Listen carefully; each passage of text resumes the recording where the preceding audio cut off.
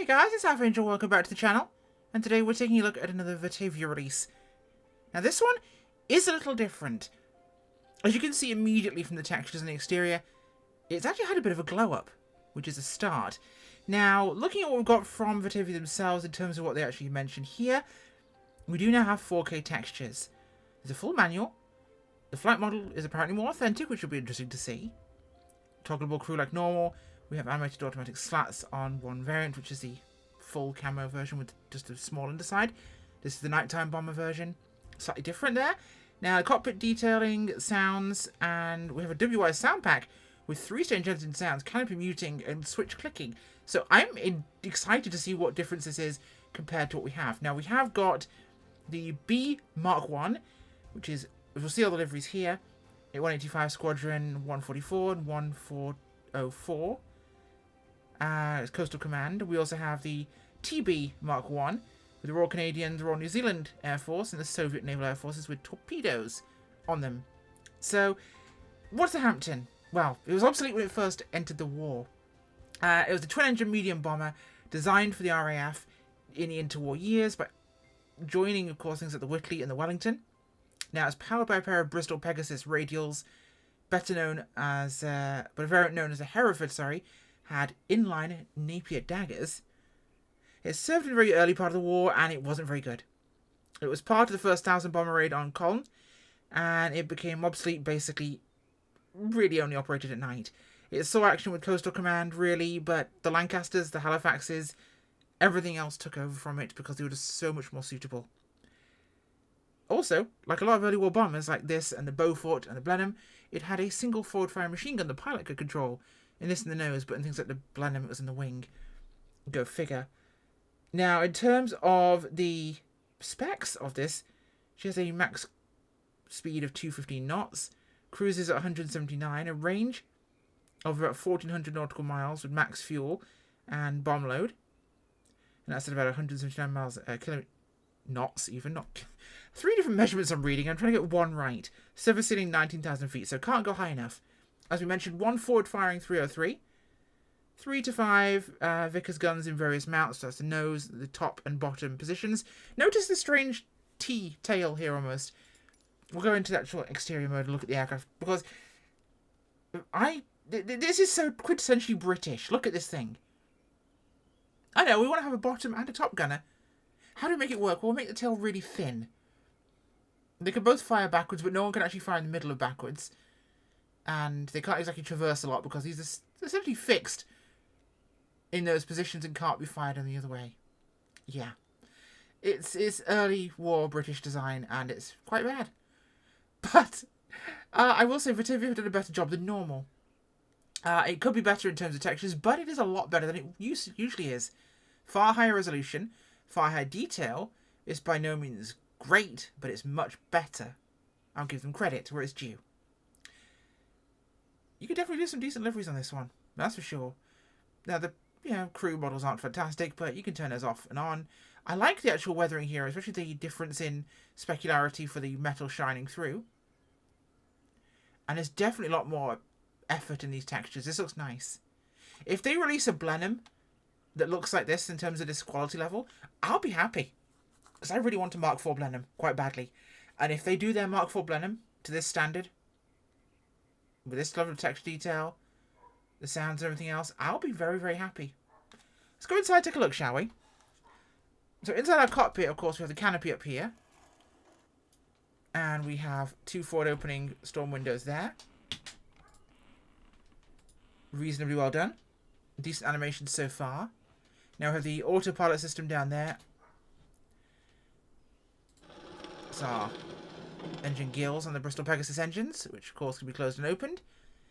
Yoke click is the direction, of course, adjustment here for the compass. Can do our yoke visibility.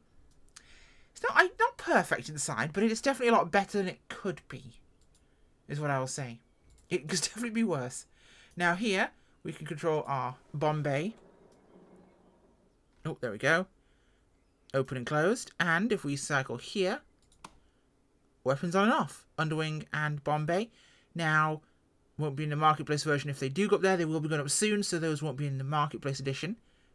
but we can turn those on and off, close those. We can also toggle the crew on and off, and we can also open the hatches. So we can open the rear gunner's hatch, the lower gunner's hatch, or the ventral gunner's hatch, of course. And because we have our batteries off, the ladder is in place. Some nice little side features. I'll give them credit for that. Close all those off. Right, let's go start this thing up and take it for a flight, because this is one thing as well that I'm impressed with on this. The sounds are a lot better. Now, I still disagree with the pricing that Virtavia go for, £22, £23. It is, to me, still too much. This is definitely a lot better than I've seen from them in the past, but it is still a bit much, because I still think it could do a bit more, or giving you more options, I should say, for what you get. Okay, so that's on there. Mags 2 on. Okay. Now, you'll notice it's hard to reach the... That's actually a flare gun there. It's quite cool. Gear, flaps. Hard to reach this otherwise without moving your camera down, but essentially if we're doing our start checklist as they would in the period, it would be a matter of, as soon as of course I've lost that from where I was looking at it, there's the Hampden operating manual, which is including period checklists and flows for you. There we go. So we're done. Parking brake is already on. The parking brake is, of course, here. That's on. So we're done. The nav lights, battery lights, throttle levers to idle, cooling gills open, mixture full rich, blowers to automatic, air screws to full fine, carpet lever to cold. That is down here. Now, of course, we can adjust this by just moving our position here. A little leathery squelch of you moving that up. So hot and cold. I'm loving the clicking and the actual manual sounds in this. Fuel clocks to both open, they're down there. Shouting to the ground crew, petrol on, switches off. The signal both are primed, it's going to be all clear, both engines. Contact. Again, you need to kind of squidge your positioning to get to this one, unless you're going to move your camera down a little bit. Decent startup effects. I will say, not a fan of the actual prop blur. It's a little bit bland, but it's better than looking awful. Second engine, contact.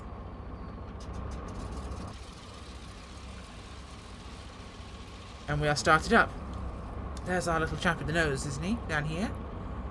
Hello, Bob. Navigator / nose gunner, of course, and bombardier. You're going to have to do multiple jobs in an aircraft like this one. I don't think he actually has a gun of his own up front here, which is going to be awkward for him. But he can navigate and he can drop our bombs, what little ones there are. And if we were to go back in the aircraft here behind the pilot's seat, over the wing spar, to drop down through this door here to the lower section there, and the top gunner's section up here. And the radios, because of course he's the radio operator. Pretty sure I've seen that texture in basically every World War II aircraft ever from FS 2004 onwards. That specific texture. In fact, I'm pretty sure I used it in Milton Sheep's Hudson. Okay, we're up front. Now, of course, canopy's open. If we pull this forward, muting of the sound, like that. No big difference when we open the storm windows, though, which you would expect, but I'll give them credit for that. Okay, everything else is looking good on the aircraft, so we'll set ourselves for this one. We're going to get ready to take off. So taking off, we'll close our gills there. Pitch is full fine. We'll make sure landing clock to notch 1, 15 degrees. Parking brake is released. Let's turn my head on here, shall we? Now, it's a bit of an interesting one to taxi, of course. Being a single-seat medium bomber is quite weird, because obviously you've got this single pilot perspective here up front.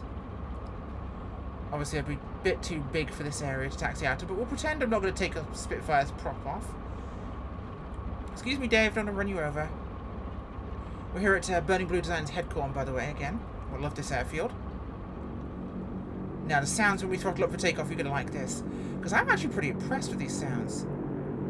They sound very World War II bombery. A little bit like they're from a World War II bomber movie, but they still sound a lot better than we've normally had. So, colour me hopeful this is actually not awful. Now, of course, like a lot of the times, fighter aircraft, you take off with the canopy open.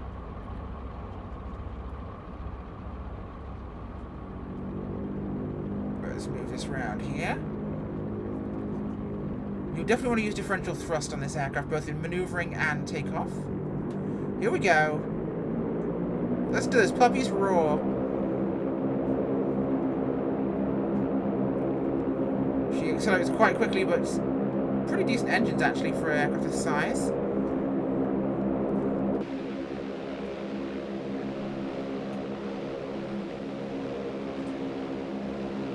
Wheels retracting. Flaps coming up.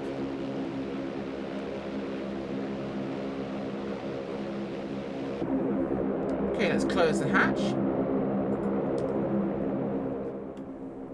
So the sound drops very significantly, probably a bit too much for me. The difference between open and closed is a little bit dramatic.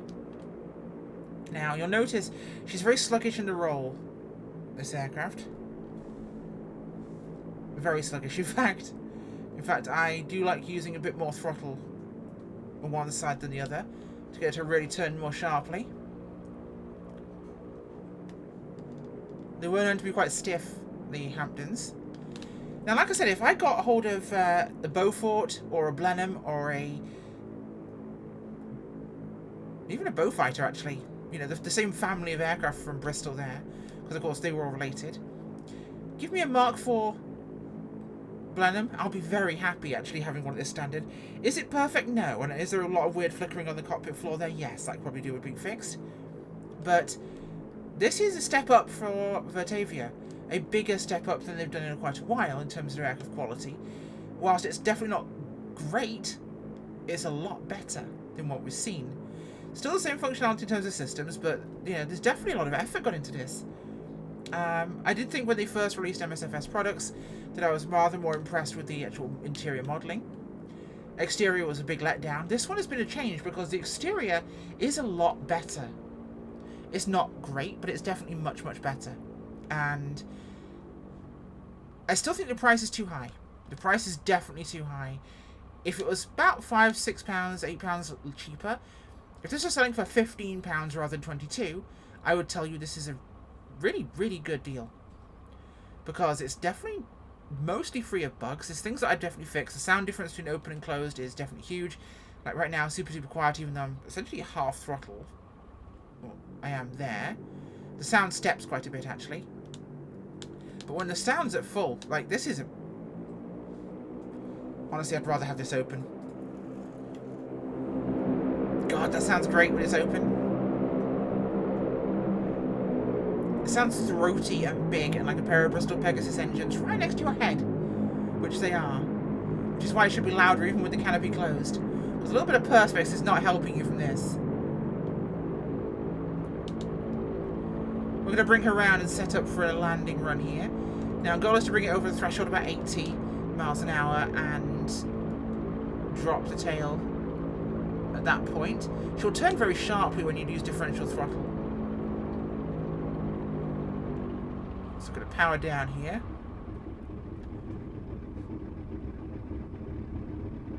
Oh, burbly engines. Yeah, this is actually not terrible sounds. Like, it might be simpler, but right now, comparing this to the C-46 from Airplane Heaven, at least you can start this up and it works. The C-46 definitely has glitches when it comes to the engine staying on, and some other weirdnesses in terms of how it functions, idiosyncrasies that don't make a lot of sense, so, arguably, actually, yeah, even though it's twice the price, I actually kind of like this more as an aircraft.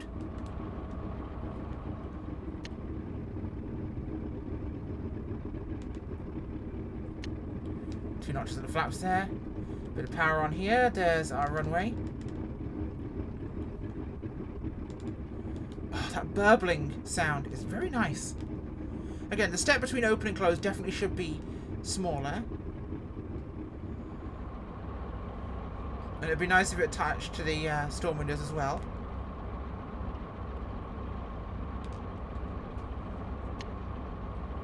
Full flaps. Gear is confirmed down. Okay, we're going to swing her in here. A little bit more throttle on the right side to kind of turn around more tightly. She's very, very heavy. Again, what was generally written about the Hampdens was they were very slow in the roll and a little ungainly for what they were, size-wise. Britain made some weird-ass aircraft in the interwar years that served our initial kind of... It's a miracle we made it to the end of the war, because the stuff we started the war with was awful. We had the early Matildas, we had the Covenanter, we had the terrible tanks we started that war with, we had terrible aircraft. Okay, sure, the Hurricane was fantastic, the Spitfire was fantastic, but we started with some awful stuff. Bomber Command was heavily neglected. Alright, just about over 80 here. Now she's going to be a little bit nose heavy, so going to want to hold this back a little bit. Throttles are idle. Raise the nose up here. We're going to go in for a 3-point landing, so I'm going to hold her off here.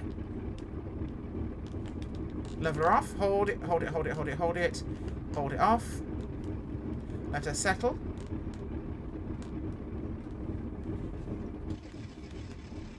Just let her settle down like that. And we want it to let her settle in, and we'll apply the brakes once the tail wheel touches the ground.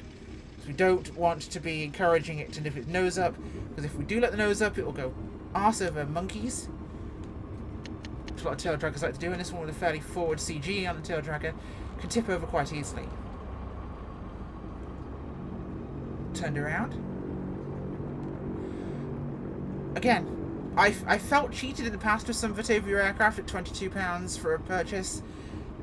Notably the Sterling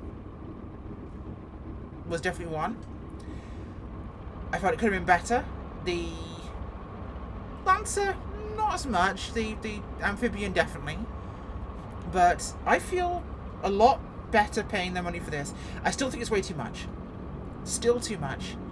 But it is considerably better than what we paid for before. Flaps are up there. Considerably better. Again, price drop recommended. Make a Blenheim. I'll be very happy. Big step up in sound, big step up in cockpit sounds, clicking sounds inside the cockpit as well, and a huge step up in terms of exterior textures and interior modelling detail, which was already high, but now seems even higher. So, good work, Virtavia. Actually a positive from me. I will give this a thumbs up. You've seen what I don't think are right about it and what I don't like about it. If this is an aircraft you definitely want to have in your collection, which if you're a fan of British Second World War aircraft, highly recommend having a Hampden. They're a classic, even if it is an absolute turd in real life. They are somewhat iconic for the garden shed British engineering of the Second World War. When the air ministry wanted stuff and they were just like, hi, I designed plane on me napkin. Like, okay, we'll order 400 of them. Yep, that happened. Just look at how our trains got designed. So yes, the Handley Page, as I put the parking brake on, Hampden. I approve. This isn't actually bad at all. Bye.